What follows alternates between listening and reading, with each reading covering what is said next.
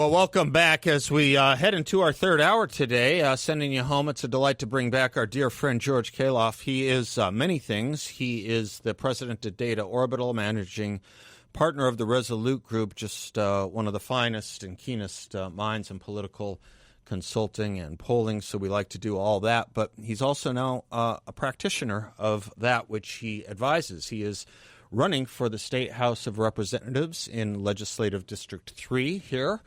And you can help him out or learn more about him at his website, georgekhalaf.com, Khalaf. Good to see you, George. So good to see you. I love ending the week, Aw. catching up about politics and policy and culture and all kinds of fun things. Well, it's very sweet of you. You had a great kickoff event this week that I was fortunate to be at, and I want to talk to you a little bit about some of what you said before we get into other news around the country.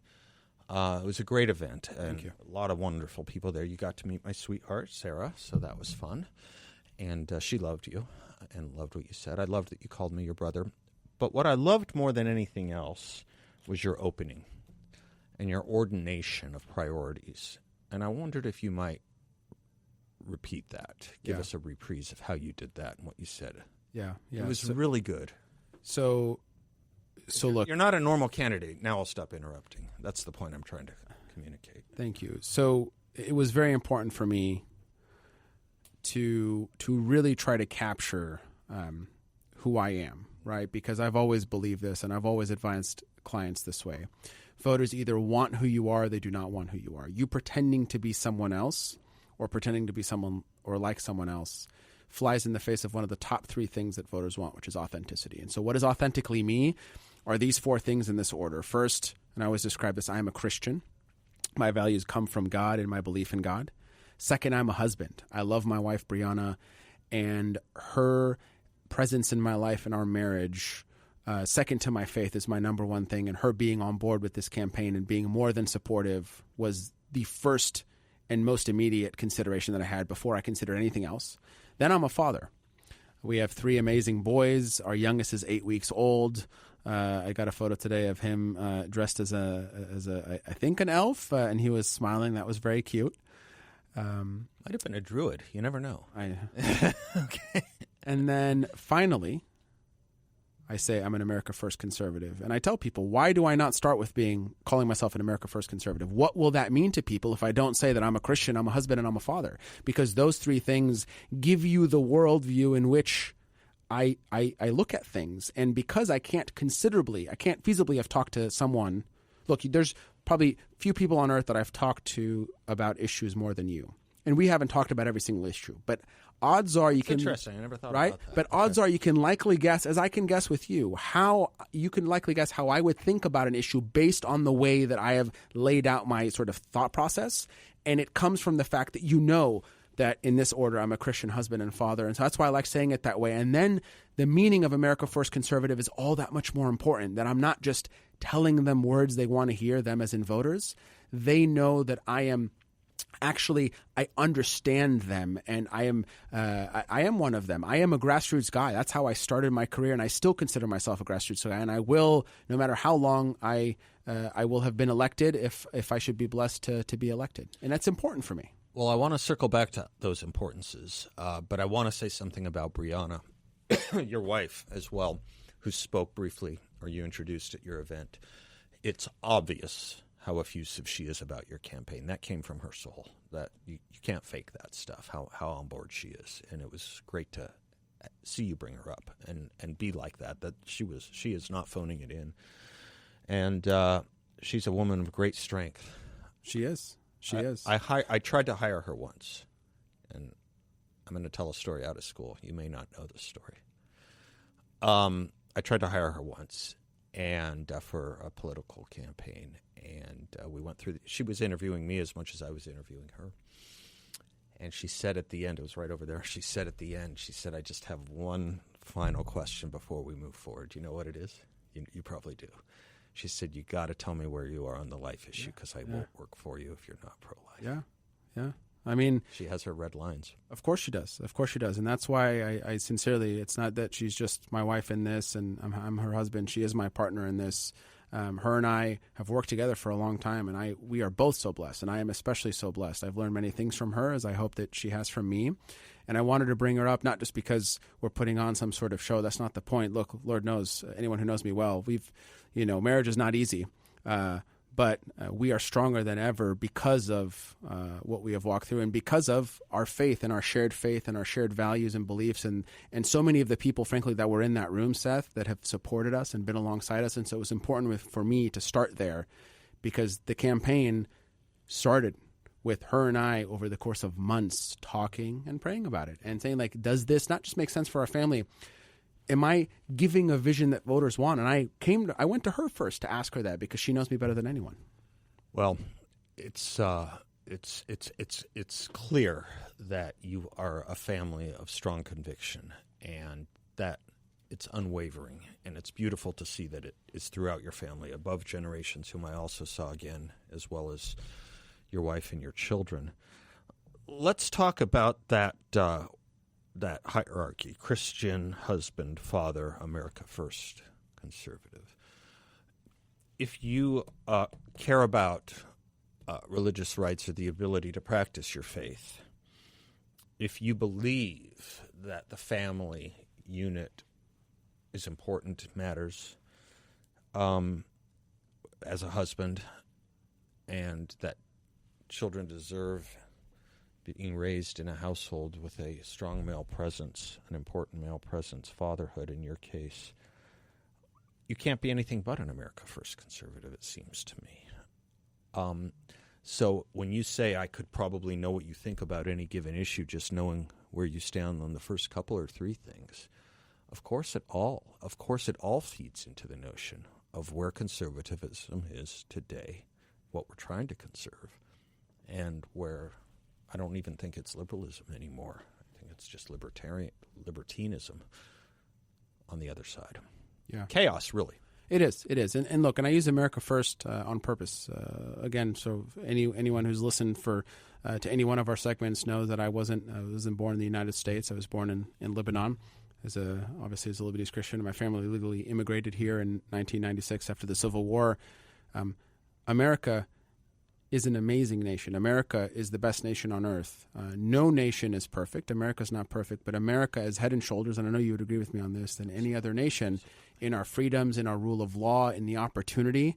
22-year-old George in America, 22-year-old George anywhere else would never have had a fraction of the opportunities. Or now, where I am at, almost 15 years later, never would have had those opportunities anywhere else in the world. And so America First to me means that we look to strong domestic policy, that yes, we have strong foreign policy insofar as it ensures that American values are furthered, because people would be shocked to hear at how much they look to America. You hear all the negative, people around the world are embarrassed. Yeah, those are the people that if they were here, it's like the coastal elites here. You ask the rank and file person in Lebanon or other places in the way they view America, then come back to me. Because America is a beacon of freedom. Ask those in South America. Ask those in Cuba. Ask those around the world that we have not just come to their aid, but we have been a beacon of light and of hope. America means that to them. No other nation means that to them. Definitely not in that way. We are doing two things today on this show that are somewhat relevant to that, but I want to get more deeply into it on a more serious note on the other side of this break. We are commemorating Frank Sinatra's birthday today. He was born on this day in 1915. I love Frank. He's someone who understood that and sang to the American heart and the beauty of and the import of America. And if you go to some of his live concerts, even in the early 70s when we were being kicked around a lot, he would say the kind of thing you just said. And the other thing is we're playing his music to kind of help resurrect and support you on your edification when it comes to holiday music, because I think you lost some supporters last week. Oh, boy. I don't know. We're still on this. What you said your favorite Christmas music was. George Khalaf, I say that in total jest, of course. George Khalaf is our guest. I want to talk about that phrase, American values and immigration, with you when we come back. It's in the news in a big way from, people, I think, know what we'll be talking about. GeorgeKhalaf.com. Khalaf, Khalaf. We'll be right back.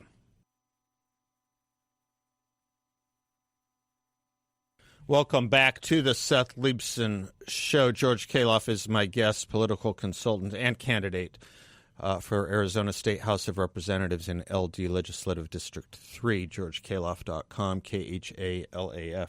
Talking about the immigrant story to America, George.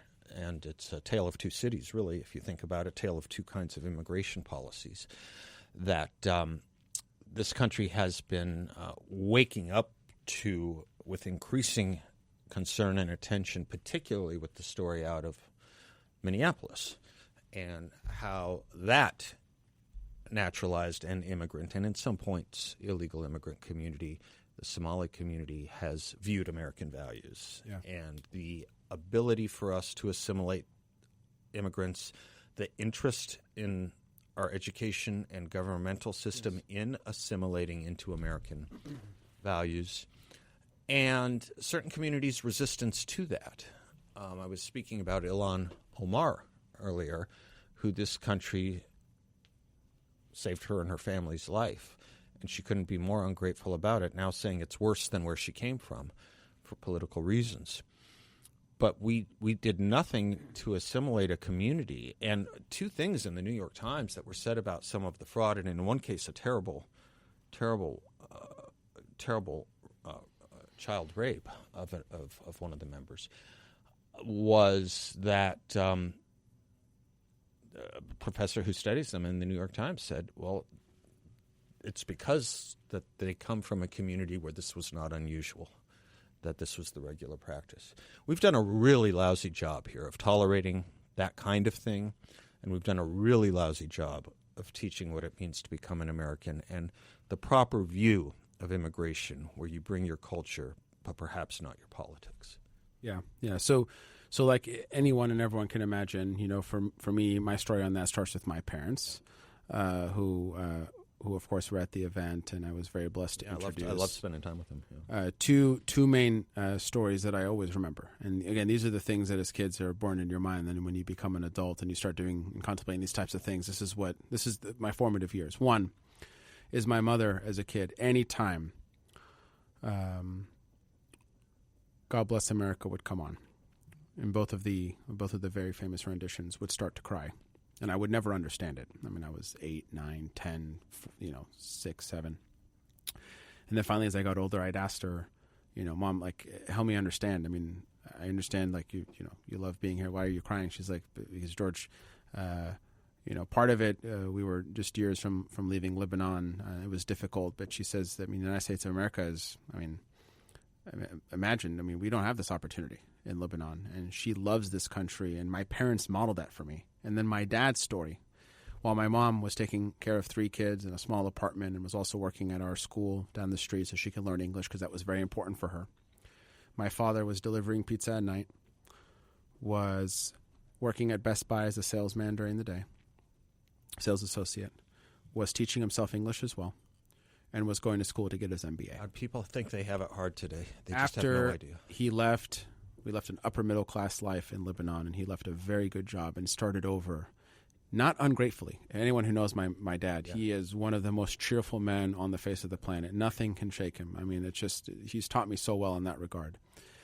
How can I not grow up to love this nation with 2 parents that love this nation, that taught us to love this nation, that weren't doing it to be naive, but understood the fabric of this nation and taught us to have deep respect for the Pledge of Allegiance and the flag? The bare minimum would be that I would respect and love this country, because that's what they modeled for me. But in communities where that's not modeled, look at how those kids are growing up. That's where I was getting at with this, because my parents modeled that for me. They are proud to be Lebanese, but we are Americans first. We are proud Americans. You've given me chills, and I want to pick up on something you said about your dad, because it seems like this country right now in too many places, maybe pockets, but seems to be places, have the equation backwards. Your dad gave up economic security for better values. Yes. people think about a lot of our domestic issues in exactly the other direction, that it is the economic conditions that create the values of, you name it, criminality, let us say. It's totally not true. Any study of history shows that crime was lower when we were actually worse off economically. And I think it's important that we have that conversation too. Economic security is not the determinant of values. Values are the determinant of values. You either have them or you don't, irrespective of how many dollars are in your pocket. And in some cases, they're so important you will leave dollars behind for them. Yeah. And I would even take it a step further. What even undergirds those values and made it personal for my parents, is that they were willing to give up their own life success for the success of their kids. Because I can guarantee you my parents would have been better off economically had we stayed in Lebanon, right? Okay. But their kids, myself and my two younger sisters, there's no way we would have been. I mean, the unemployment rate for folks under 40 is just astronomical, or you're barely making ends meet, or I would have left in my adult years anyways. But my parents chose to sacrifice that and to teach it. And again, look, we should be teaching civics in school, and we were one of the leading states, and I'm thankful for Governor Ducey and the legislature for doing that.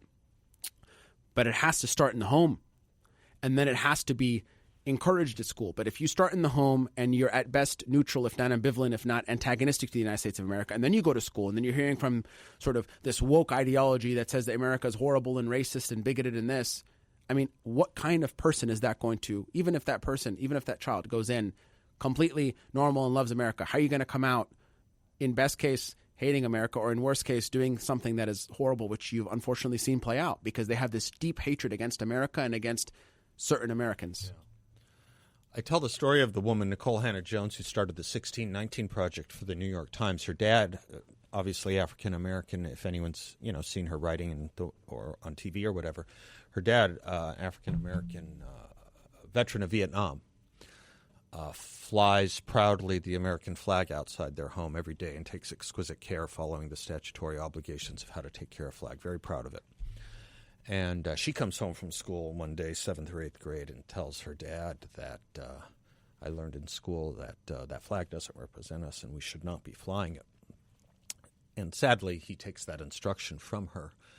But think about that for a minute. Think about what an education system that can do that means.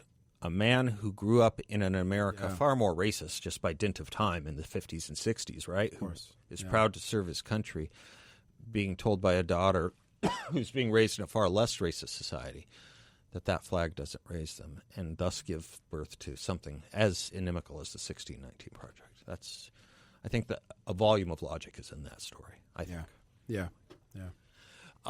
Let's talk about education. You put out a message on education this week, if I'm not mistaken, and you've been very much involved in the education reform movement. Can we talk a little bit about education reform? I'm going to come right back. George Khalaf is my guest. GeorgeKhalaf.com, Khalaf, his website, GeorgeKhalaf.com. Running for Arizona House of Representatives Legislative District 3. Even if you don't live in it, support this man, because he will be debating and voting on laws that affect the entire state. That's what members of the House of Representatives do, regardless of their district. We'll be right back.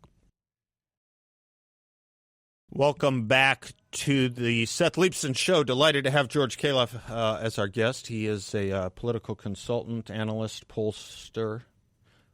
I always choke on saying that you're a pollster. And is that a bad word to say someone's a pollster? It's just the word, right? I mean, it's just the word, but look, there is a connotation to it? I don't know. There is a connotation because there are bad actors. That was something I mentioned. It was either last week or like you calling me a lawyer or something? Okay. I remember I mentioned a couple weeks ago that there was essentially a survey research company that came out of thin air and put out some surveys and things. So, not every pollster has a good reputation, but George does good polling. Yes. That's our reputation precedes us in a good way. Speaking of that frame, a lot of talk this year and action on issues having to do with redistricting, which a lot of people kind of see as important, but also a lot of people's eyes kind of glaze over when it happens. We had it in Texas and we had it in California. Yes. We're now in the Middle West. We're doing it. Talk to me about this. Yeah, so obviously, as folks know, we redistrict at the turn of the decade. Yeah. So mid-decade redistricting is uncommon. And it's happening all over the place. And one of the most recent things, there was a victory for Republicans and for us in Texas, and then obviously a loss and a victory for Democrats in California. Indiana passed out of the state house, went to the state Senate, and it failed. I do have some thoughts. There's a lot of commentary about this. I'm sure listeners have heard about it, but I wanted to kind of give this thought to try to be as measured but as emphatic as I can be. For the last 20 plus years, we have had egregious gerrymanders in Illinois and places like New Jersey where Republicans get gerrymandered out of districts. We have, I think it's like 7 or 8 states that have somewhere between 35 to 40% Republican vote in New England that have zero congressional representation. And then the Democrats want to say, well, Republicans, I can't believe you're wanting 2 more seats in Indiana. And then there are some Republicans saying, oh, we can't do that for reasons. Look, we'd not do anything in Indiana, and I'm sure most Republicans and anyone pushing this would agree, if we just get the seats that otherwise we would get in New England and we should get in Illinois and New Jersey and all these other places, which would more than balance out, which would more than allow Republicans to have majority in Congress, because we're absolutely boxed out of so many states. And so I think it's important to put it into perspective that this didn't just get concocted out of thin air. This has been happening for a long time by Democrats. And again, we either all play by the same rules or we don't. And one of the things for me that I feel strongly about is that Indiana doesn't happen if Maryland and Delaware and Massachusetts and New Hampshire and Vermont and Maine and wherever else in the Northeast, even New York has a ridiculous gerrymandered map. If you see parts of Illinois' map, you have districts that are hundreds of miles long, that allow urban Chicago to make blue so many districts around it.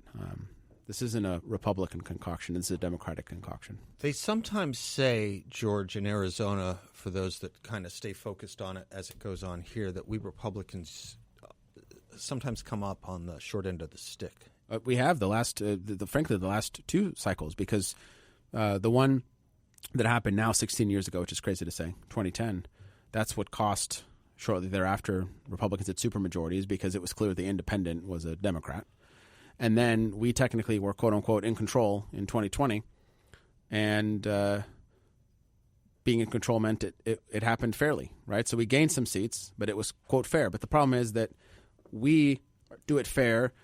The left, the 10 years before that, didn't do it fair. They absolutely clobbered Republicans. So, right, how can the average voter not be frustrated? We're not playing off of the same rules. Right.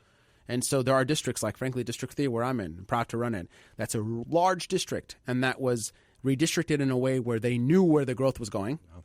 And there could be slightly more Republicans in 2 neighboring swing districts that would have kind of made those districts much less swing. So the games are always played, unfortunately. Yeah, and it makes the congressional seat itself very tenuous, doesn't it? And the congressional seat, yeah. Now, the congressional seat, ironically, AZ1 has been trending more like, in which LD3 sits. Sorry. Yes, yeah. LD3's in Congressional District 1 has been trending more Republican with voter registration because, look, all of this, all the registration, all the redistricting issue is meaningless if essentially Democrats keep making things up and progressives keep, saying and talking about crazy things and making people want to register Republican. And so these districts are just getting better, even the swing ones, even ones that started off as heavily Democratic. Yeah, good. Thank you. We'll talk about a few other issues with George Khalaf. Just the idea, I was saying the other night at your event that growing up, you could throw a rock and hit a great member of the state legislature. And over the years, there's many that are on this show, but not like there used to be. And the idea of having you in the state legislature would be such an accelerating improvement. I'm so excited about this. So as you know, I'll do anything to help you. But I hope it means going to Carefree and Cave Creek.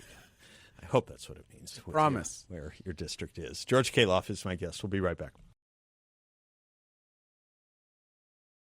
Welcome back to the Seth Leibsohn Show. George Khalaf is my guest. He is a political consultant and president of Data Orbital and the managing partner of the Resolute Group.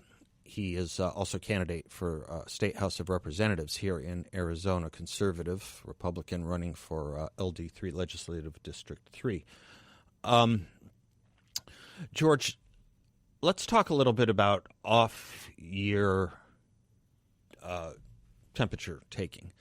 So each party wants to angle after any off-year election moment, depending on who wins, that it means something big. So Democrats tried to run with the narrative that the elections in New Jersey and Virginia were portentous. We, of course, ran with the narrative that retaining our seat in Tennessee was instructive. Then along came this race that Drudge was blaring headlines over out of Miami, which I guess went for a candidate who would be considered a Democrat or a Democrat mayor of Miami. Someone asked me about it. I said, well, I mean, I didn't even know that election was happening is how important I think it is. But how important and what are these tea leaves saying to you? So there's a lot to unpack. I'll boil it down in this way. Let me start with Miami for a moment, and I'll admit I'm not I know enough to have this conversation, but it's not like I'm deep in Miami politics. But 22%, actually slightly less than 22% of the electorate voted. Now, look, that may be normal for a mayoral race, so maybe that's neither here nor there. But when you have major city elections decided, the winning candidate, because it's a plurality, won with 13,000 votes in a city that has tens of thousands of people, right? So there's that candid reality. So 21% electorate, 21% turnout, 21.5%, and the winner, she won by 38. She had 38%. So not even a majority. Now, again, you're telling me, George, every cycle is this way. Okay, I don't know enough about that, but just to put that out there. Tennessee, which I did look into more. In Davidson County, which is where Nashville is, turnout was, I think it was like 69 or 70% of the presidential vote. In every other Republican county, it was between 50 to 55% of the presidential vote, which means we turned out less voters that are traditionally Republican voters, and the Democrat turned out more voters that are traditionally Democratic voters. And that all gets to this notion, which I've been talking about for a long time, which is the Republican Party now is the party of high turnout. Yeah. And the Democratic Party is the party of low turnout. That was the exact inverse 10 years ago, 12 years ago. We used to do better in low turnout elections, and they used to do better in high turnout elections. And so that's a candid reality. And so, yes, there's consistent criticism from national pundits and others that's saying two things. One, Republicans are either asleep at the wheel or we're just sort of resting on our laurels. We have the White House, which is great. President Trump and Vice President Vance have been able to do amazing work, and then we're not taking anything else seriously. Or two, Republicans are not talking enough about affordability, the issue that handed President Trump the election, which I think is a main issue and main reason why. I think it's a combination of both. I do think we need to talk more about affordability. And I've been talking to, was drinking some wine with some friends last night. We were talking about this. I said, well, George, we can't solve the affordability thing. I said, I understand what you're talking partly, right? Because there are big macro level economic things to not nerd out too much.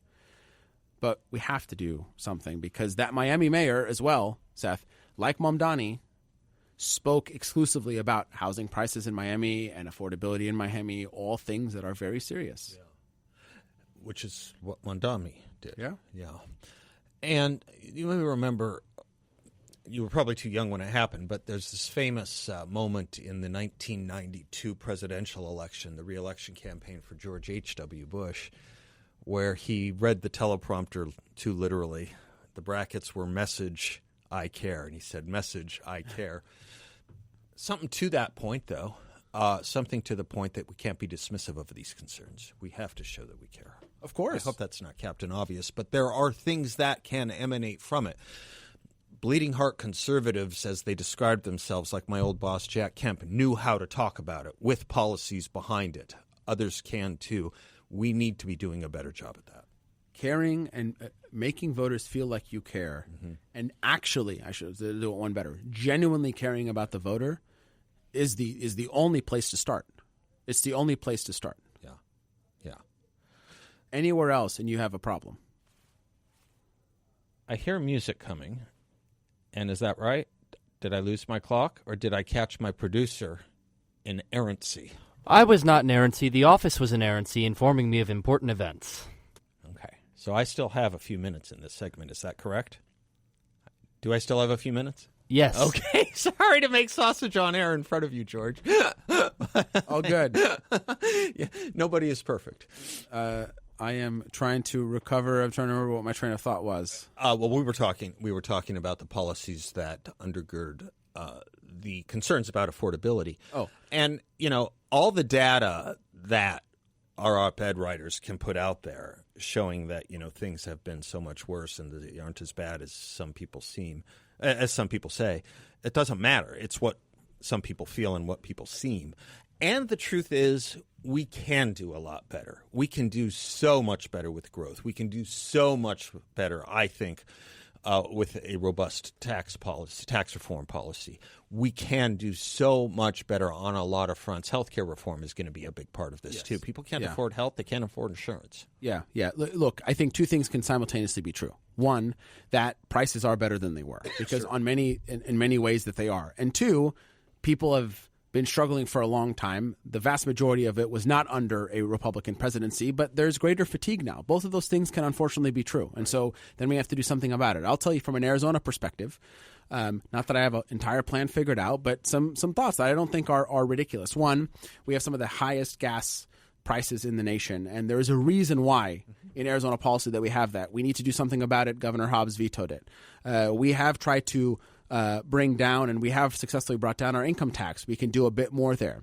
I know there's commentary about what to do with the property tax. I know energy is a big deal right now. We have cities and towns and our energy rates. So cities and towns charging crazy fees for utilities and energy rates skyrocketing.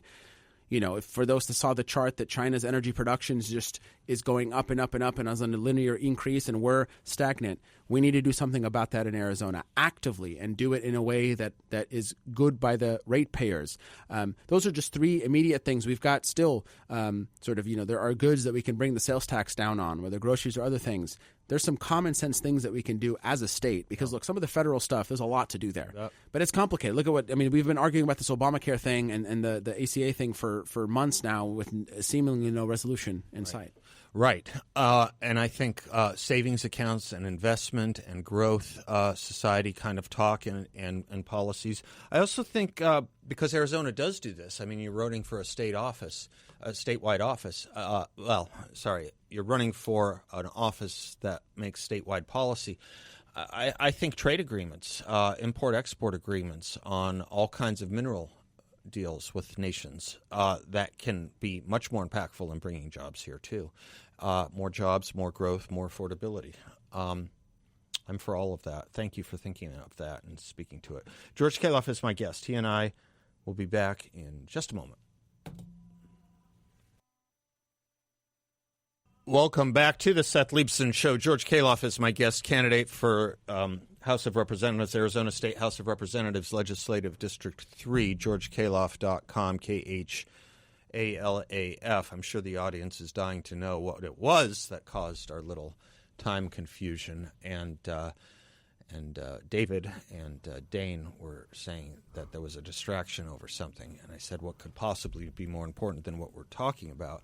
They actually were distracted by something more important than what we're talking about, which is improving the Christmas party we have planned that I was speaking about earlier, which at this point needs much improvement. So as much time as you need on that, gentlemen, feel free to fix it.